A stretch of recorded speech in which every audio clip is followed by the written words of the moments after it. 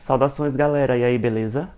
Vamos para mais um vídeo aqui no canal, mas antes gostaria de pedir mais uma vez que quem ainda não se inscreveu, por favor, se inscreva no canal. Ativem as notificações para ficar por dentro de tudo que acontece no canal e deem like, porque tudo isso vai me ajudar a continuar aqui com vocês. Então, galera, vamos pro vídeo? Em 11 de agosto de 1987, o corpo da pequena mártir da A10, uma menina com menos de 5 anos, foi encontrado em uma vala da rodovia A10 em Suevres-Loyer-Techer, na França, por dois funcionários da empresa Cofiroute. Os policiais logo colocou o nome da menina de mártir da A10 em referência à rodovia em que ela foi encontrada, já que ela não tinha noção, eles não tinham noção da identificação da garota, e isso se perdurou durante 31 anos. Então, 31 anos depois, só em 2018 foi descoberto que a vítima se tratava de uma marroquina chamada Inas Touloubi. Inas Touloubi nasceu em 3 de julho de 1983, em Casablanca, Marrocos. Filha de Ahmed e Alima Touloubi, Inas era o terceiro de uma família de 7 filhos, 3 meninas e 4 meninos. Inas viveu 18 meses com sua avó materna em Marrocos antes de se juntar aos pais em 1985, que então morava em Puteaux, na região de Paris. Inas tinha apenas 4 anos, quando foi encontrada morta com o corpo mutilado e envolta em uma manta nas margens da rodovia A10. O pelotão da cidade de gendarmaria da rodovia foi imediatamente notificado, depois o setor de buscas de Orleans e, por último, o procurador adjunto, Pierre Boisic, de plantão naquele dia. Finalmente, Georges Domergue, recém-formado na Escola Nacional de Magistrados. A prioridade era identificar a vítima. Tamanho 95 centímetros, peso 20 quilos, idade entre 3 a 5 anos, cabelo curto e encaracolado, tipo magrebino. A autoestrada da Aquitânia, no limite da qual foi encontrada, é também a estrada tradicional de Marrocos. Esta é uma primeira pista. Sua história também havia sido divulgada em mais de 30 países e sua fotografia estampada em todos os locais públicos. Na época, a cidade de Gendarmaria lançou a maior divulgação judicial já realizada na França. Quase 65 mil escolas foram investigadas no início do ano letivo e 6 mil médicos, pediatras ou babás foram investigados, junto ao Serviço de Assistência Social e juízes infantis e nas brigadas de Gendarmaria, na tentativa de identificar a jovem vítima. Foi tudo em vão, pois eles não conseguiram identificar a garota, tornando assim o início de uma longa investigação naquela época. Uma autópsia meticulosa com resultados assustadores foi realizada.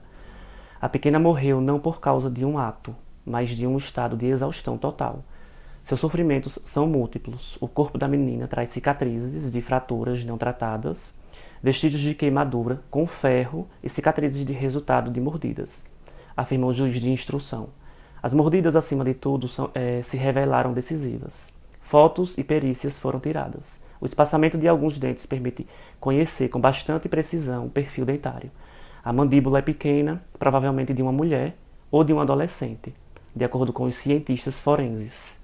Nesse caso em específico, galera, as autoridades especularam na época que a mordida pode ter sido da própria mãe, já que Inas não tinha irmãos adolescentes. O juiz de instrução de Blois, responsável à época do processo, considerou que se tratava praticamente de um caso de antropofagia, com retirada de carne. Essa menina foi martirizada por muitos meses antes de desistir e se permitir morrer. Os ferimentos são tão incomuns que os investigadores se perguntam se ela não foi vítima de um sacrifício sectário. A autópsia ainda revelou que o bolo alimentar prova que a pequena tinha comido língua de boi e feijão menos de 12 horas antes de morrer, o que corrobora a ideia de pânico e pressa, na expectativa de encontrar os antecedentes dessa garota. Um mês depois de ser encontrada morta, ela foi enterrada anonimamente no cemitério de Suevres-Loyer-Techer, na cidade onde seu corpo foi descoberto, em 9 de setembro de 1987. Cerca de 20 pessoas seguiram seu caixão de pinho branco. Kleber Cousin, o então prefeito, organizou a cerimônia com a ajuda do padre Vanier.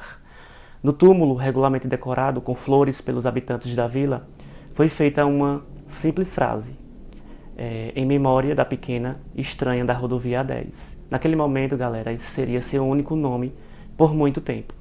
Em 1997, 10 anos depois que a polícia achou o corpo da garota, mesmo com todas as divulgações em mais de 30 países e vários locais da Europa, o caso ainda era considerado sem solução. pois as autoridades não haviam conseguido nada que comprovasse a identificação da garota. Mais tarde foi descoberto que a criança foi matriculada em uma creche, mas nunca foi à escola. Um representante do Ministério Público disse que ela foi declarada nos arquivos da família, foi incluída nos passaportes, em um registro de família, para que ela tivesse uma existência legal e jurídica, até porque eles viajavam muito para o Marrocos. E em 2008, seu DNA foi adicionado ao banco de dados, mas sem nenhuma correspondência. Em junho de 2016, os filhos de Toloube trabalhavam em um açougue e kebab em Villers-Cotterêts. Eles eram conhecidos por suas explosões violentas. Um deles recusou-se a dar o troco a um cliente que lhe deu uma nota de 20 euros para pagar um tiramisu. O outro se desentendeu com o filho do dono de um restaurante, que também era freguês do açougue. Esse desentendimento acabou no hospital e Anouar Toloube recebeu uma pena de 6 meses. Como acontece com toda pessoa suspeita ou condenada por um delito ou crime em gendarmeria, as autoridades tiram sua saliva usando um cotonete para registrar seu DNA no Arquivo Nacional Automatizado de DNA. 2 anos depois, em 2018, o DNA de Anouar combinou com o DNA que até então era desconhecido da pequena mártir da A10. Ele era o único encontrado no banco de dados de DNA. Em 1987, quando sua irmã foi morta e abandonada na rodovia A10, Anouar tinha apenas 3 anos. De acordo com o Código do Processo Penal, desde 2016, a lei permite a comparação entre uma impressão digital genética desconhecida, estabelecida a partir de um traço biológico, e as impressões digitais de pessoas condenadas ou simplesmente suspeitas de crimes, ou crime, custódia policial, cadastrada no Arquivo Nacional Automatizado de DNA. Então, após a comparação com o Arquivo Nacional Automatizado de DNA, uma correspondência foi revelada, com vestígios de DNA nas roupas e no cobertor em que o corpo da criança estava enrolado, quando foi descoberto. A polícia logo voltou seus olhos para os pais da menina, Ahmed e Alima Toloube, separados desde 2010. Graças ao DNA do irmão, os investigadores puderam identificar e rastrear os pais. Um casal na casa dos 60 anos, originário de Marrocos, e que tinha 7 filhos. Os investigadores, em particular, verificaram os dados do fundo de pensão familiar para determinar que um filho do casal não estava mais na lista, que nesse caso era Inas. O pai afirma que encontrou a menina morta após cair da escada. Foi em 10 de agosto de 1987, um dia antes do corpo ser encontrado na rodovia, que a criança teria morrido. Ao voltar para casa naquele dia, o pai de Inas supostamente descobriu o corpo sem vida de sua filha. Ele explicou aos investigadores que estava a caminho de Marrocos com seus filhos a bordo, incluindo a menina falecida. Na estrada, enquanto 2 irmãs e o irmão de Inas estavam no carro, o casal deixou o corpo da garota e abandonaram ao longo da ferrovia A10. Quando foram chamados para depor na delegacia em 2018, nenhum dos pais admitiram ser o autor da violência que levou à morte de Inas. Mas cada um disse que foi vítima de violência de seu próprio cônjuge. Então eles ficavam jogando um para o outro. Quando eram casados, Segundo o promotor Frédéric Chevalier, o pai diz que está aliviado com as últimas descobertas dos investigadores, mas a mãe diz que não sabe o que está fazendo lá e não entende por que foi chamada. Inas, nascida em julho de 1983, era o terceiro irmão. Ela tinha 2 irmãs mais velhas, uma nascida em 1978 e a outra em 1981. A mais velha, que tinha 9 anos na época do incidente, foi ouvida pelos policiais, mas explica não se lembrar de nada. O promotor do caso disse que, abre aspas, ela chorou durante a audiência. Os outros 3 filhos do casal nasceram em 1986, 1987 e 1991, respectivamente. O pai explicou que viveu um inferno com sua esposa, alegando que esta era violenta com ele e com seus filhos. O homem diz que hoje está aliviado, por ser libertado do pesado segredo que carregava por quase 31 anos. Ele esperou até 2010, quando o último de seus filhos atingiu a maioridade para pedir o divórcio. Ouvida também a mãe da pequena Marti, primeiro declarou que não tinha mais lembranças antes de afirmar que sua filha não havia morrido. Diante do juiz de instrução, ela mais uma vez muda sua versão e diz que também é vítima da violência do marido. Ela também admitiu que às vezes pode ter sido violenta com Inas, mas nega estar envolvida em sua morte. Separados desde 2010, os pais da menina foram presos, né, na terça-feira, dia 12 de junho de 2018, pela manhã, em suas respectivas casas. O pai de Inas, hoje com 66 anos, ainda morava em Puteaux, enquanto sua mãe, de 64, morava em Villers-Cotterêts, no Aisne. Durante sua custódia, os dois ficaram colocando a culpa um no outro pelos ferimentos causados à criança e que resultaram em sua morte, né?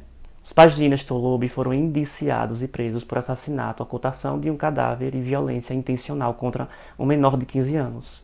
A Mary Tolobi foi libertada em 2019, aos 66 anos, e colocada sob supervisão judicial. Essa decisão foi tomada após uma audiência realizada a portas fechadas em 2019. Sua ex-esposa, Alima El Beckett, continua presa. A Mary Tolobi apresentou um primeiro pedido que foi rejeitado em dezembro de 2018, tendo o Conselho Geral destacado o risco de consulta entre o pai da criança e possíveis testemunhas ou cúmplices. Desde sua prisão, dentro de um ano, a Mary Tolobi foi hospitalizada várias vezes. Segundo seu advogado, Frank Berton, a mãe da menina sozinha está na origem dos fatos. E aí, gostaram desse caso, galera? Me digam aqui nos comentários o que vocês acharam. E se vocês gostaram desse vídeo, se inscrevam no canal, deem like, ativem as notificações para receber mais casos e compartilhem esse vídeo com todo mundo que vocês conhecem, que isso vai me estimular muito a fazer mais vídeos para vocês. Até mais!